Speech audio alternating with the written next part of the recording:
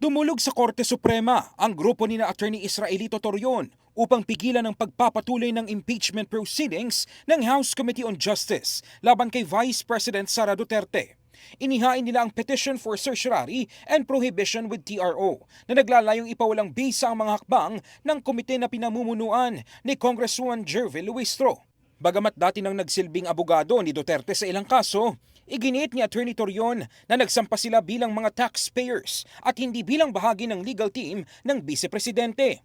Para sa kanila, ang impeachment ay isang personal na pananagutan at hindi institutional na laban, kaya dapat tinitignan ito ng naaayon sa hinihingi ng konstitusyon. Kiit pa ng mga abogado, hindi maaaring gawing basihan ng mga sabina at pagkuha ng karagdagang dokumento para punan ang mga kakulangan ng mga reklamong dapat sanay na-dismiss na sa threshold stage.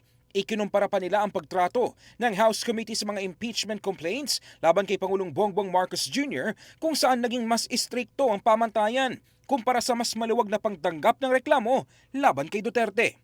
Para kay Attorney Vic Rodriguez, malinaw umano na kung may opisyal man na dapat harapin ang proseso ng impeachment, si Pangulong Marcos yun at hindi si Duterte. Paliwanag naman ni Attorney Torion, ginawa nila ito bilang mga taxpayers na may direktang interes sa pagprotekta sa tamang proseso. Dahilan, kaya dumiretso sila sa Korte Suprema. Malinaw umano sa kanila na hindi sila pagbibigyan o papansinin kung sa Kamara sila magsisimula ng reklamo. In the heart of changing lives, ako si Brigada Ino Flores ng 105.1 Brigada News FM Manila. The Music and News Authority.